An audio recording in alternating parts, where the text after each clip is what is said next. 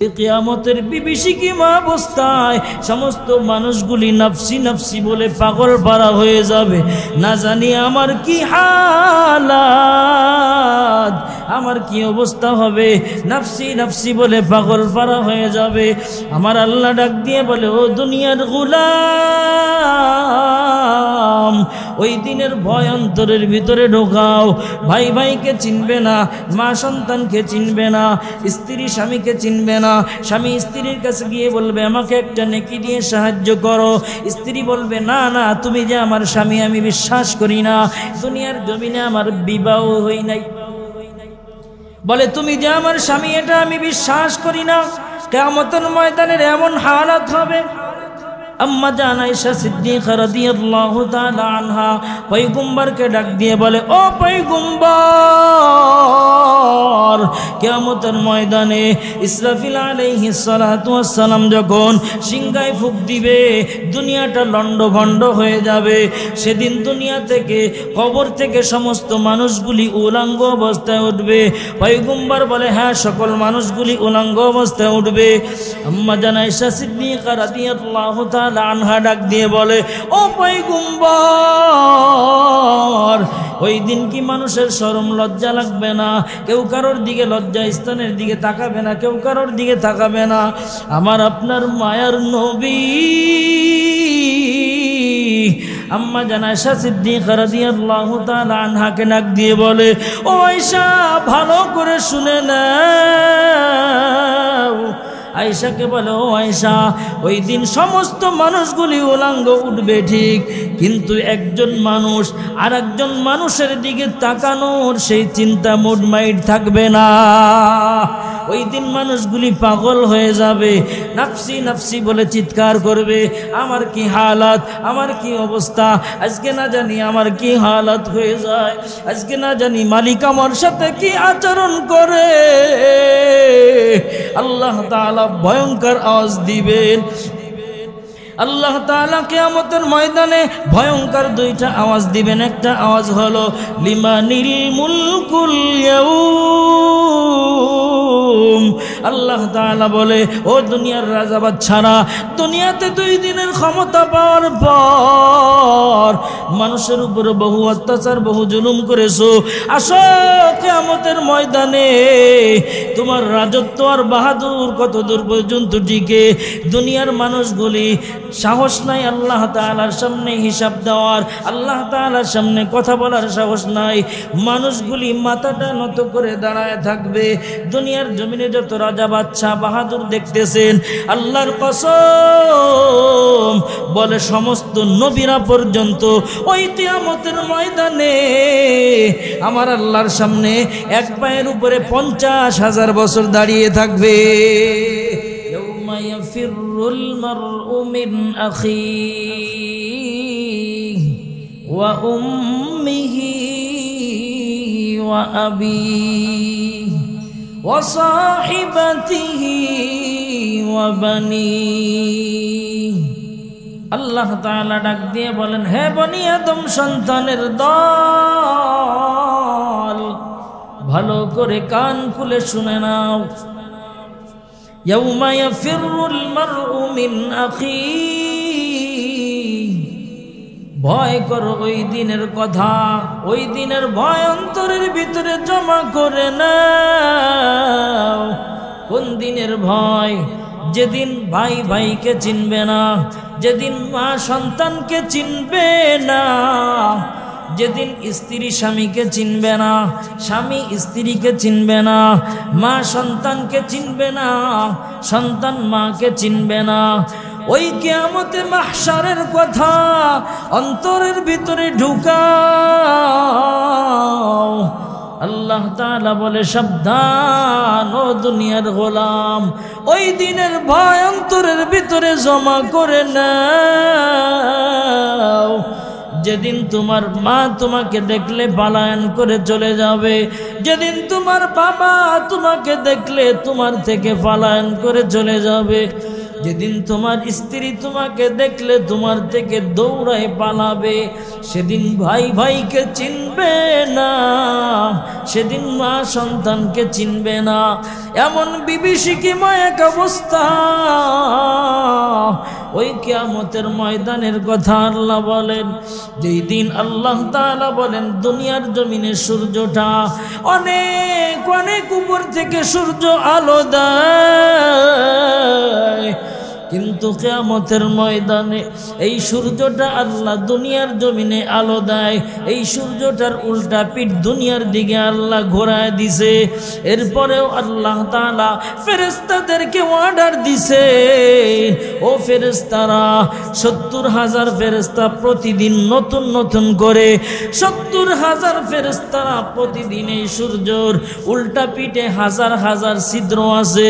আল্লাহ বলে, ও ফেরেশতার দল,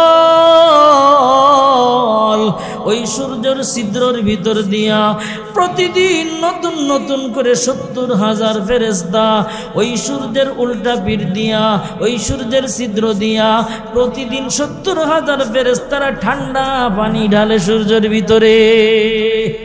আল্লাহ বলে, আমার ফেরেশতারা যদি সূর্যের ভিতরে পানি না ঢালতো, আল্লাহর কসম একজন বনি আদম সন্তান দুনিয়ার জমিনে চলতে পারতো না।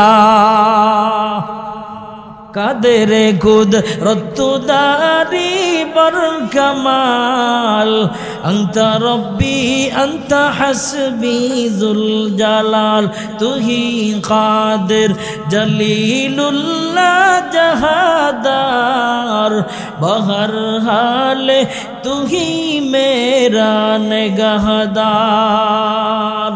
আল্লাহ বলে, হে বনি আদম সন্তান, ভালো করে শুনে নাও, এই সূর্যটাকে আমি আল্লাহ দুনিয়ার জমিনে সূর্যের মুখটা আমি আল্লাহ আসমানের দিকে ঘোরায় দিলাম, এই সূর্যের উল্টো পিঠ জমিনের দিকে দিলাম। এরপরও চৈত্র মাসে যখন সূর্যের প্রখর তাপ যখন জমিনের ভিতরে ছাড়ে, আল্লাহর কসম চৈত্র মাসে যখন রৌদ্রের তাপ যখন প্রখর হয়ে যায়, কোনো কৃষক কোনো শ্রমিক জমিনের ভিতরে থাকতে পারে না। কথা বলেন ঠিক কিনা?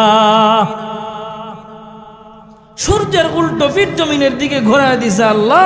প্রতিদিন ৭০,০০০ ফেরেশতা, এই সূর্যের ছিদ্র আছে হাজারো কোটি কোটি ছিদ্র, এই ছিদ্র দিয়ে প্রতিদিন ঠান্ডা পানি ঢালতেছে।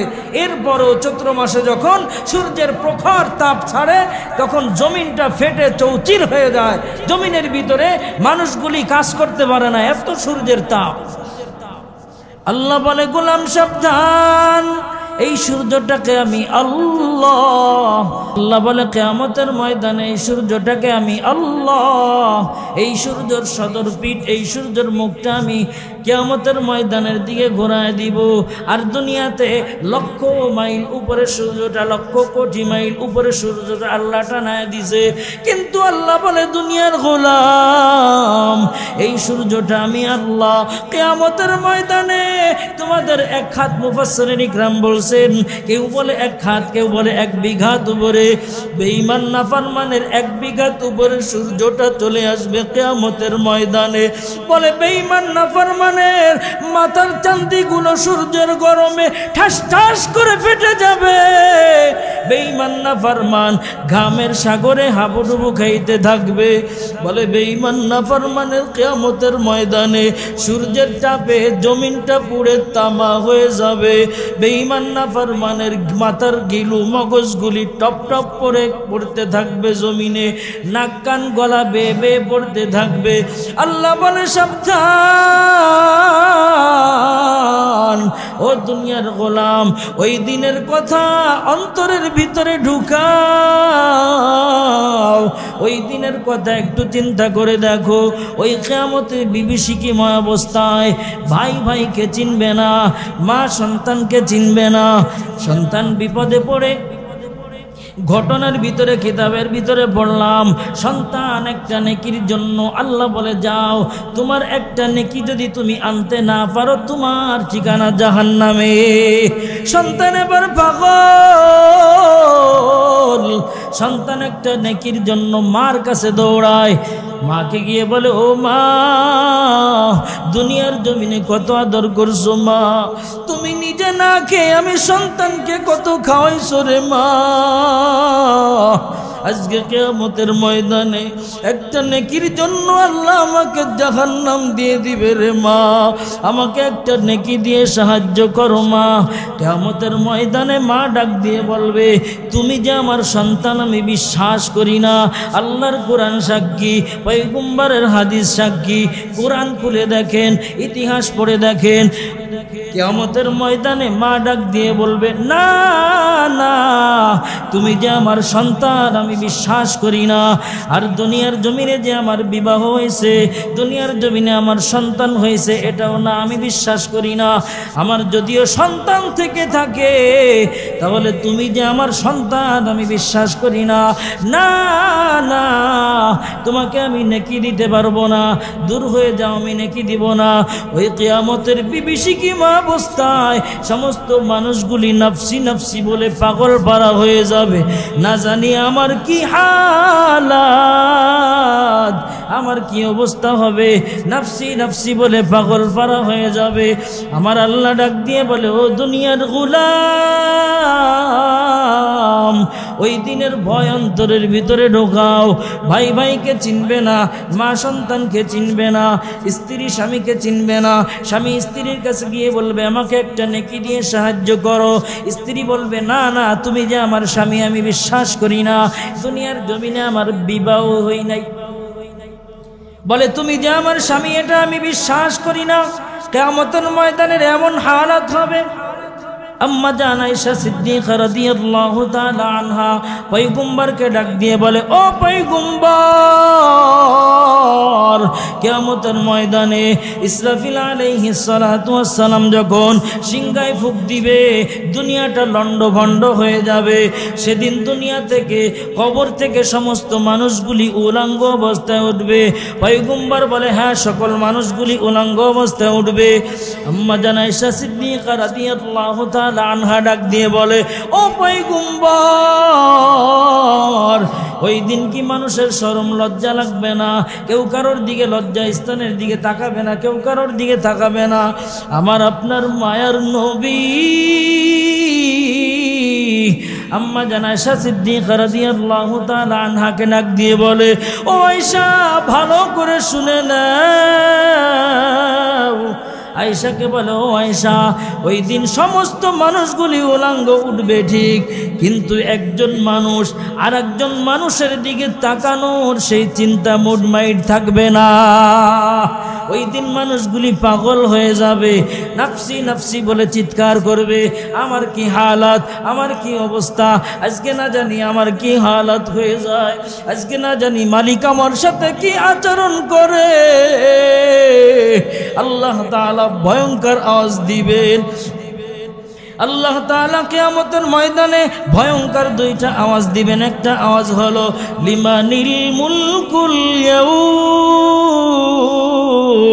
আল্লাহ তাআলা বলে, ও দুনিয়ার রাজা বাদশারা, দুনিয়াতে 2 দিনের ক্ষমতা পাওয়ার পর মানুষের উপরে বহু অত্যাচার, বহু জুলুম করেছো।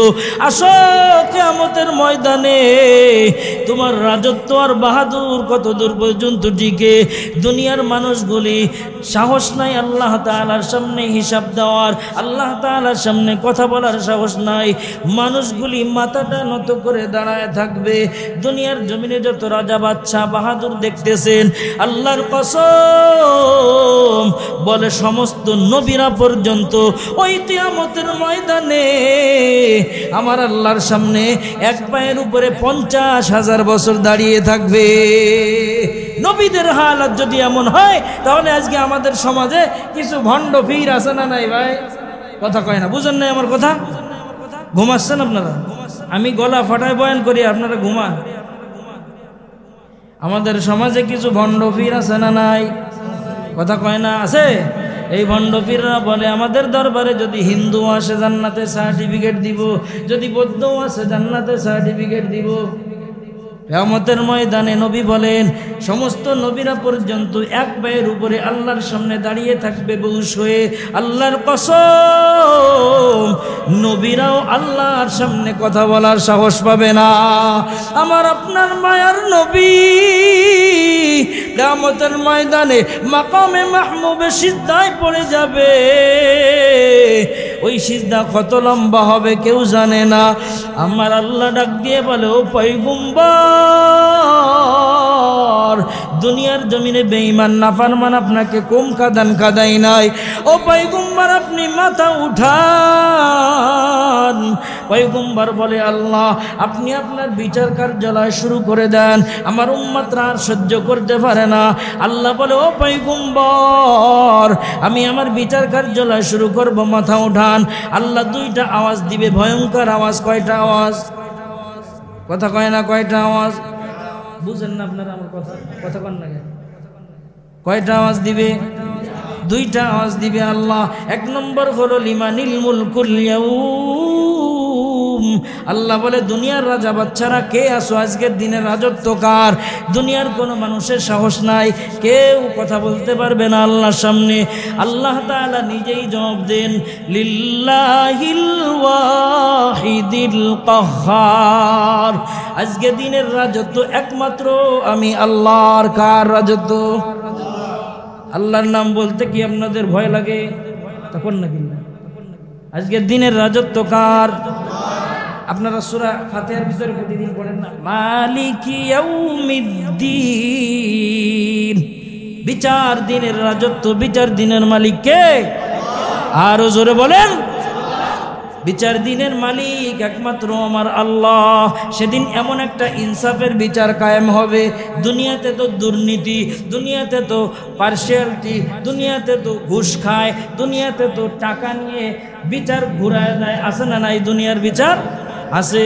কিন্তু সেদিন এমন একটা বিচারের মাঠ কায়েম করবে আমার আল্লাহ, ওই দিন কোনো বেইনসাফি থাকবে না। যদি কোনো বান্দার আমল নামে এক জাররা পরিমাণ আমল থাকে, ওটাও আল্লাহ তাআলা প্রকাশ করে দিবেন। আর যদি কোনো বান্দার আমল নামে জাররা পরিমাণ গুনাহ থাকে, ওই গুনাহটাও আল্লাহ প্রকাশ করায় দিবে। পালাবার কোনো সুযোগ নাই। আমার আল্লাহ আরেকটা আওয়াজ দিবে, কিয়ামতের ময়দানে বিচার কার্যালয় আমার আল্লাহ শুরু করে দিবেন। এবার বিচার কার্যালয় শুরু করে দেওয়ার আগে আমার আল্লাহ আরেকটা ভয়ঙ্কর আওয়াজ দিবেন, আমতাজুল ইয়াউমা আইয়ুহাল মুজরিমুন। আল্লাহ তাআলা রাগান্বিত আওয়াজে ডাক দিবেন, এ কিয়ামতের ময়দানে পাপিষ্ঠর দল, এ জালেমের দল, সাবধান, আমার মুমিন বান্দাদের থেকে পৃথক হয়ে যাও, আলাদা হয়ে যাও। এই বান্দাগুলি আলাদা হইতে যাবে না। আমার আল্লাহ ফেরেশতার মাধ্যমে কুদরতি ভাবে একটা ঝটকা দিবে, ওই বেঈমান নাফরমানগুলো জাহান্নামের ভিতরে চলে যাবে। আল্লাহ তাআলা বিচার কার্যালয় শুরু করে দিবে। দুই ব্যক্তিকে ডাক দিবে। এক ব্যক্তিকে আল্লাহ বলে, ও বান্দা যাও, তোমার আমল নামা একটা নেকি লাগবে। এই একটা নেকি যদি তুমি আনতে পারো, আমি আল্লাহ তোমাকে সুখময় জান্নাত দান করব। আল্লাহর বান্দা মার কাছে যায়, মা সন্তানের পরিচয় দেয় না। বাবার কাছে যায়, বাবা সন্তানের পরিচয় দেয় না। ভাই ভাইয়ের কাছে যায়, ভাই পরিচয় দেয় না। দুনিয়ার জমিনে বলে আল্লাহ, ইয়াউমা ইয়াফিরুল মারউ মিন আখি। আগে ভাইয়ের কথা কেন বললেন আল্লাহ? বলে দুনিয়ার জমিনে ভাই ভাই যত বড় দুশ্মন থাকুক না কেন, এক ভাই যদি বিপদে পড়ে, অপর ভাই কখনো ঘরের ভিতরে ঘুমাইতে পারে না। ঠিক কিনা বলে? ভাইয়ের সাথে যতই দ্বন্দ্ব থাকুক না কেন, এক ভাইকে যদি অন্য অপরিচিত মানুষ যদি মারপিট করে, অন্য অপরিচিত মানুষ যদি আমার ভাইকে আঘাত করে, আল্লাহর কসম, ওই ভাইয়ের সাথে যতই দ্বন্দ্ব থাকুক না কেন, ভাই ভাই দ্বন্দ্ব হলো পরের কথা। আমার ভাইকে অন্য অপরিচিত মানুষ এসে মেরে চলে যাবে, এটা হতেই পারে না। ভাই ভাই দ্বন্দ্ব ভুলে এর আগে তার শায়েস্তা করে, এরপরে ভাই ভাইয়ের ভিতরে পরের বিষয়। কিয়ামতের ময়দানে আল্লাহ বললেন, ভাইয়ের মতো দরদার কেউ নাই। আপনারা ঘটনা সবাই শুনেছেন, আল্লাহ কোরআনে স্পষ্ট বয়ান করেছেন ইউসুফ নবীর ঘটনা। ইউসুফ নবী কি করছেন? ইয়াকুব নবী তার অন্য সন্তানদের সাথে, 10 সন্তানের সাথে, অন্য সন্তানরা বকরি চড়াইতে যায়, ভেড়া চড়াইতে যায় জমিনে। ইউসুফ নবীকে তা পয়গম্বর তার বাবা দেয় না তাদের সাথে, কারণ তারা 10 ভাই একটু দুষ্টু টাইপের।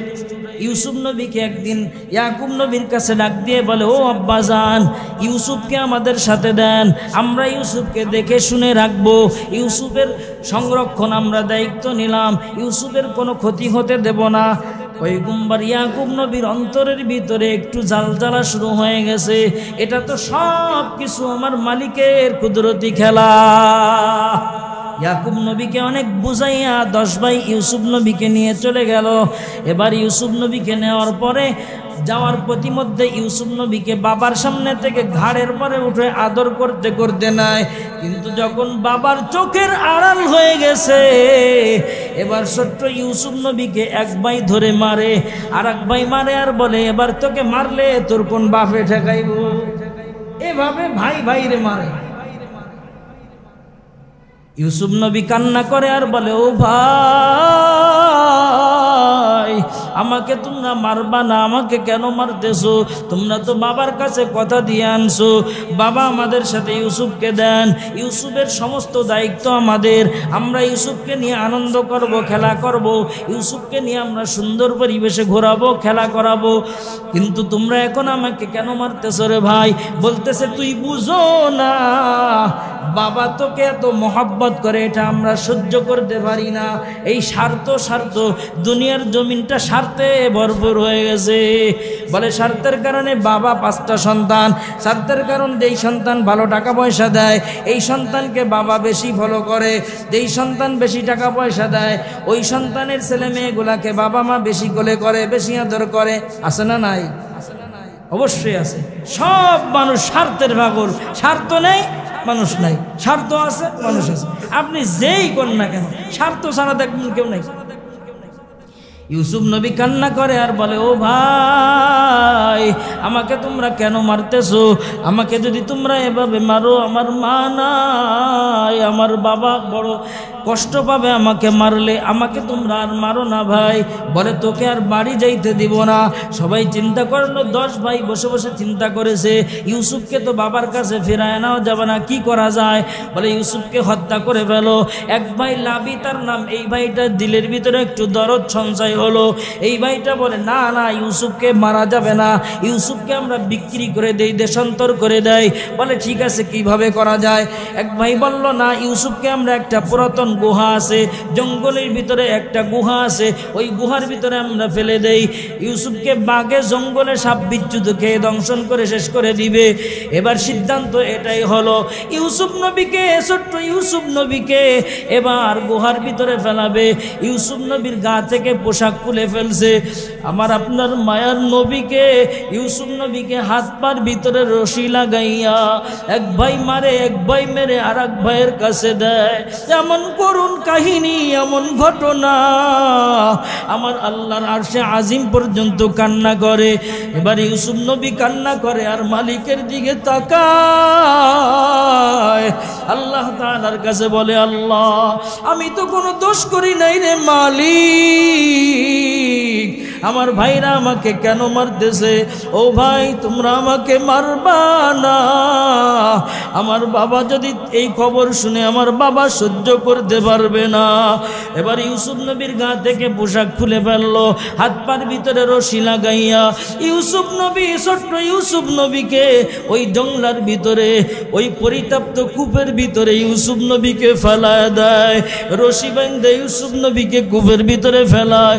আমার আল্লাহ ডাক দিয়ে বলে, ও জিবরাইল, জলদি করে যাও, আমার ইউসুফকে জান্নাতের ভিতর থেকে একটা পাথর নিয়ে যাও, আমার ইউসুফের পায়ের নিচে পাথরটা বিছায়া দাও, আমার ইউসুফের গায়ে যেন ওই কূপের নাপাক পানি না লাগে। জিবরিল আমিন জান্নাত থেকে একটা পাথর নিয়ে আসছে, ইউসুফ নবীর পায়ের নিচে পাথরটা বিছায়া দিছে। ইউসুফ নবী ওই পাথরের উপরে সুন্দরভাবে বসে পড়েছে। এবার আল্লাহ তাআলা বলে, জিবরাইল, জান্নাত থেকে পোশাক, সুন্দর পোশাক নিয়ে যাও, আমার ইউসুফের গায়ে সুন্দর পোশাক পরাইয়া দাও। ইউসুফ নবী আল্লাহ তাআলার দিকে তাকাইয়া দুটো হাত তুলে দিয়ে চোখের পানি ছাড়ে, আল্লাহ, সব কিছুর মালিক তো আপনি নে আল্লাহ। আল্লাহ তাআলা তাআলা জিবরিল আমিনের মাধ্যমে জানায় দেয়, ও পয়গম্বর আপনার কোনো ভয় নাই, কোনো টেনশন নাই, কারণ আপনি পয়গম্বর হবেন, আপনি জনগণের প্রতিনিধি হবেন, পয়গম্বর বানাবে আল্লাহ আপনাকে। আপনার একটু কষ্ট হবে, আল্লাহ তাআলা আপনার জন্য সম্মানের সিংহাসন অপেক্ষা করাচ্ছে। ঘটনা অনেক লম্বা।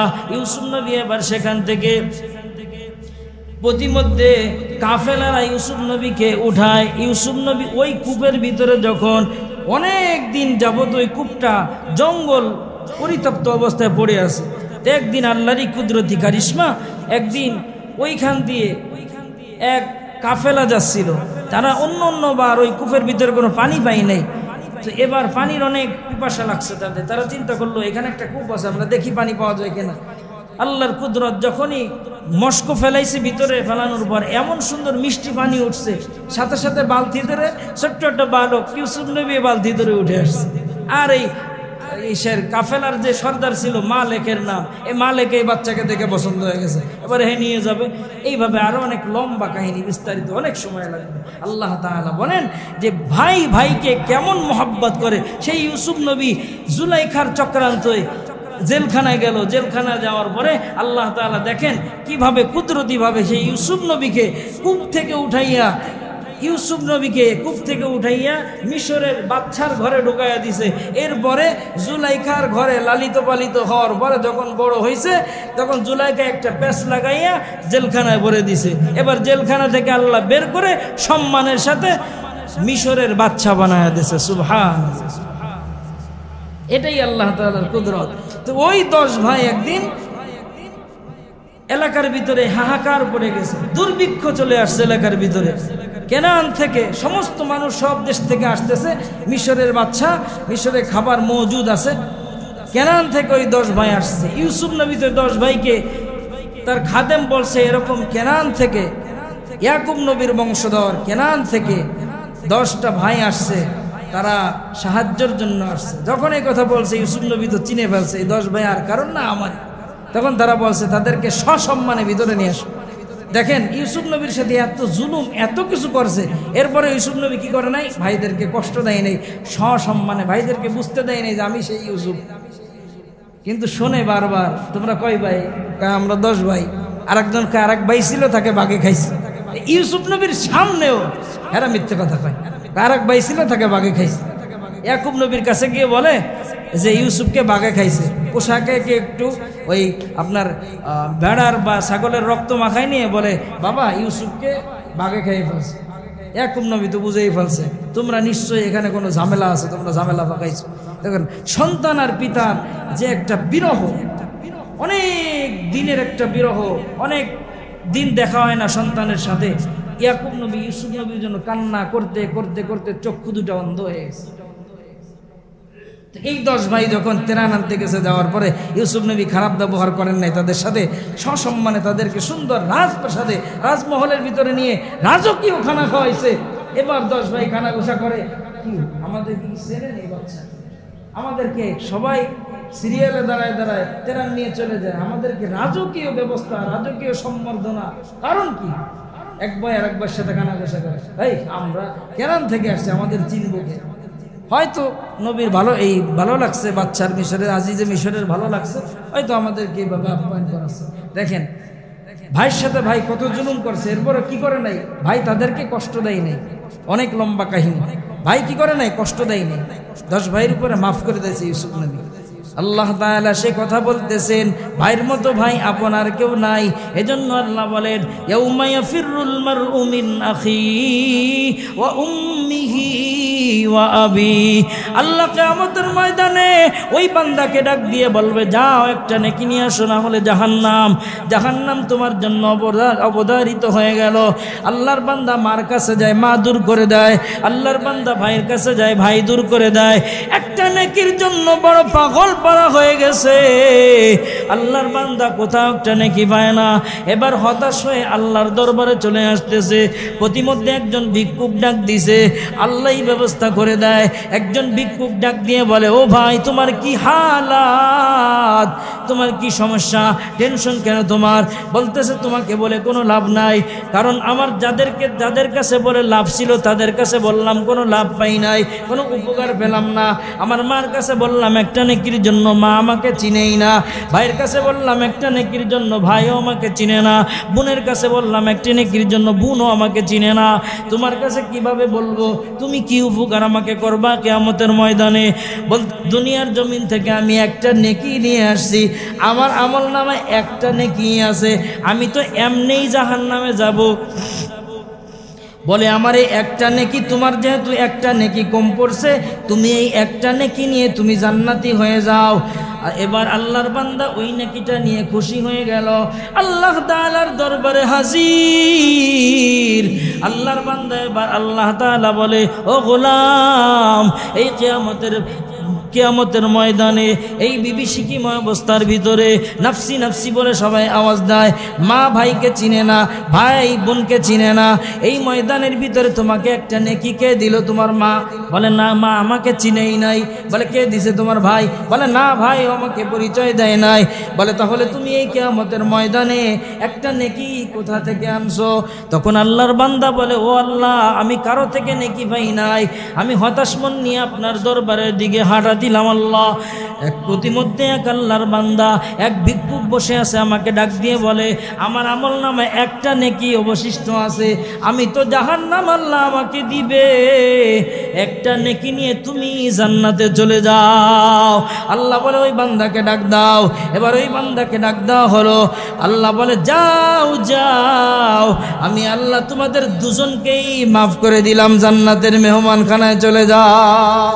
আল্লাহ আল্লাহ ক্যা মুবারক নাম হায়, আল্লাহ আল্লাহ আশিকু কা গাম হায়, ইয়া ইলাহি মুঝসে মুঝকো दूर कर, ताके देखो मुझ में तुझको एक नजर, या इलाही तू मेरा माबूद है, या इलाही तू मेरा माशूक है।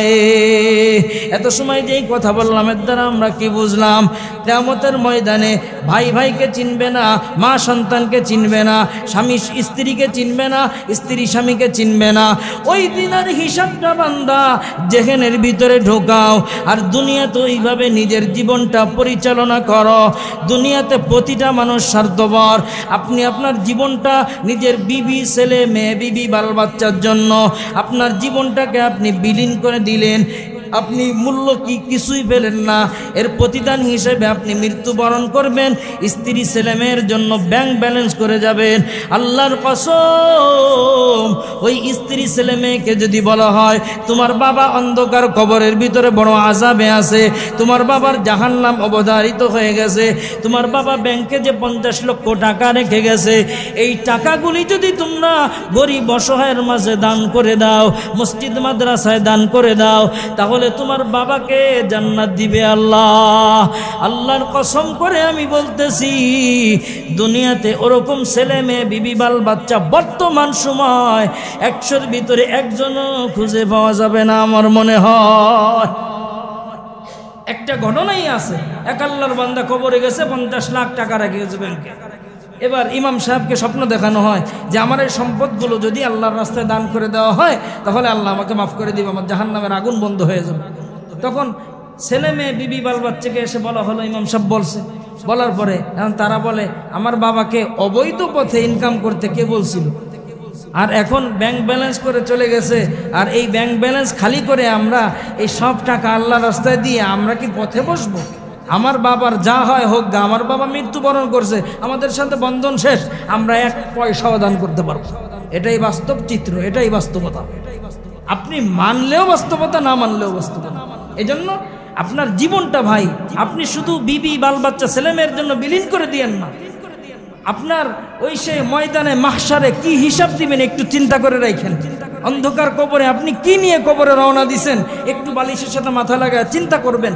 হায় হায় আফসোস, আমার 60 বছরের জিন্দেগি, আমি আমার সংসার, ছেলে মেয়ে, বিবি বাল বাচ্চার জন্য আমি তো সবই শেষ করে দিলাম, ক্ষয় করে দিলাম, কিন্তু আমার জন্য আমি কি করলাম? আমার কবরে তো আমি এখন মৃত্যুবরণ করলে আল্লাহর কসম, যত আদরের স্ত্রী হোক না কেন, যত মোহাব্বতের স্ত্রী হোক না কেন, একদিন আপনি যদি বাসায় না থাকেন, আপনার স্ত্রী বারে বারে টেলিফোন করে, ও স্বামী আমার, জলদি করে বাড়ির ভিতরে আসা, আমার ঘুম হয় না তোমাকে ছাড়া। এমন স্ত্রী আছে না? অবশ্যই আছে। অথচ আপনি মৃত্যুবরণ করেন, দেখবেন ওই স্ত্রী আগে বলবে এই লাশ ঘর থেকে বের করো, ভূত হয়ে গেছে, এখন স্বামী নেই আমার, সে ভূত হয়ে গেছে, আপনাকে রেখে আর ঘরের ভিতরে রাখবে না। এত সুন্দর আপনার ঘর, এত সুন্দর টাইলস করা, মার্বেল টাইলস, চায়না থেকে টাইলস আনছেন, এরপরে এয়ার কন্ডিশন, এসি লাগানো ঘর। আসলে ভাই এগুলো কিছুই না। আপনি মৃত্যুবরণ করেন এখন, আল্লাহর কসম এই সব কিছু আপনার গা থেকে, আপনার সুন্দর পোশাকগুলি, আপনার আত্মীয় স্বজন, আপনার ছেলে মেয়ে সুন্দর পোশাকগুলি কেটে কেটে, ব্লেড দিয়ে কেটে কেটে বের করবে। আর কিছু মানুষ আছে, যদি রাস্তায় মানুষ মৃত্যুবরণ করে, আসলে আল্লাহ রসুল বলে গেছে শেষ জামান আমার উম্মাদের ঈমান একেবারেই নরমাল হবে, ঈমান থাকবেই না, সেকেন্ডে আসবে যাবে। আগে দেখছি মানুষ অ্যাক্সিডেন্ট করলে মানুষ পাগল হয়ে গেছে, মানুষকে হাসপাতালে নেবে, এরপরে ডাক্তারখানায় নেবে। আর এখন মানুষ অ্যাক্সিডেন্ট করলে আগে কি করে জানেন? আগে লাইভ করে, আগে ভিডিও করে, ভিউ কামানোর জন্য। একটা মানুষ মৃত্যুর সজ্জায় কাতরাচ্ছে, অসুস্থ, এই মানুষকে ধরে না, কাছে দেয় না, আগে সে ভিডিও করবে মোবাইল দিয়ে। কত বড় বেহার, নির্লজ্জ হইলে এই কাজ করতে পারে। এর দ্বারা কি বুঝলাম আমরা? দুনিয়া থেকে মানবতা, নৈতিকতা সব কিছু উঠে গেছে। আগে একটা মানুষ অ্যাক্সিডেন্ট করলে মানুষ পাগল হয়ে যেত, তাকে কিভাবে সুস্থ করবে, হাসপাতালে নেবে, টাকা পয়সার কথা চিন্তা করতো না। আর এখন মানুষ অ্যাক্সিডেন্ট করলে দেখবেন, মেন রাস্তায় অ্যাক্সিডেন্ট করলে, একটা গাড়ি অ্যাক্সিডেন্ট করছে, রুগীগুলো রাস্তার পর কাতরাচ্ছে, এরা কি করবে জানেন? কিছু পোলাপান আছে, কিছু মানুষ আছে আমাদের মতোই মানুষ, তারাও দেখবেন নামাজ পড়ে, এরা কি করে জানেন? এরা পুটলা খুঁজে, পুটলা কোথায় পুটলা আছে, টাকার পুটলা আছে, মানি ব্যাগটা, মোবাইলটা, গলার চেন, হার, আল্লাহর কসম এইগুলা খুঁজে।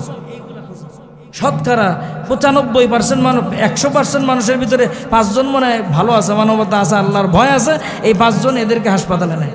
কোথায় গেল মানবতা, কোথায় চলে গেল? এই জন্য দুনিয়াতে কেউ কারণ না ভাই, কেউ আপন না। এই জন্য একটু চিন্তা করবেন যে আমার জীবনটা আমি কার পিছনে ব্যয় করতেছি। আমি মৃত্যুবরণ করলে আমার জন্য কয়দিন কান্না করবে? আপনি যতই মহব্বতের মানুষ হন না কেন, যতই বড় নেতা হন না কেন, যতই সেলিব্রিটি হন না কেন, আপনি আজকে মৃত্যুবরণ করবেন, আল্লাহর কসম কেটে বলতেছি আমি, এখন মৃত্যুবরণ করবেন, আগামীকালকে এরকম সময় মানুষ আপনি একটু আলোচনা করবে, আহারে গত কয়েকদিন আগেও ভাইকে নিয়ে এরকম সময় বসে বসে আমরা গল্প করলাম, একদিন গেল, দ্বিতীয় দিন বলবে যে আজকে ভাই আমাদের মাঝে থাকলে কত ভালোই হইতো। আল্লাহর কসম 3 দিন পরে আর আপনার নাম নিশানা কেউ মনে রাখবে না। আপনার স্ত্রীটা অন্য স্বামীর ঘরে গিয়ে সংসার ঠিক মতো চালাবে। আপনার আত্মীয় স্বজন যে যেখানে যে কর্মে রত অবস্থা আছে, সে সেই কর্মের ভিতরে চলে যাবে, আপনাকে সবাই ভুলে যাবে, সবাই ভুলে যাবে। এটাই বাস্তবতা দুনিয়া। এজন্য ভাই আমরা সবাই দুনিয়ার পিছনে আমার মূল্যবান সময়টা আমি ব্যয় করতেছি, মালিকের দরবারে কি হিসাব দিব? আমি ময়দানে মাহশারে আমি কি হিসাব দিব? কি নিয়ে দাঁড়াবো আল্লাহর কাছে? আল্লাহ তাআলা আমাদের সবাইকে যে কারণে বা যে উদ্দেশ্য দুনিয়াতে আমাদেরকে পাঠাইছেন, আমরা আল্লাহ তাআলা সেই উদ্দেশ্যকে হাসিল করে, উদ্দেশ্যকে অর্জন করে, আল্লাহ তাআলাকে খুশি করে, আল্লাহ তাআলার জন্য সময়টা ব্যয় করে আল্লাহ তাআলা আমাদের সবাইকে যাওয়ার তৌফিক দান করুন। সবাই বলেন আমিন।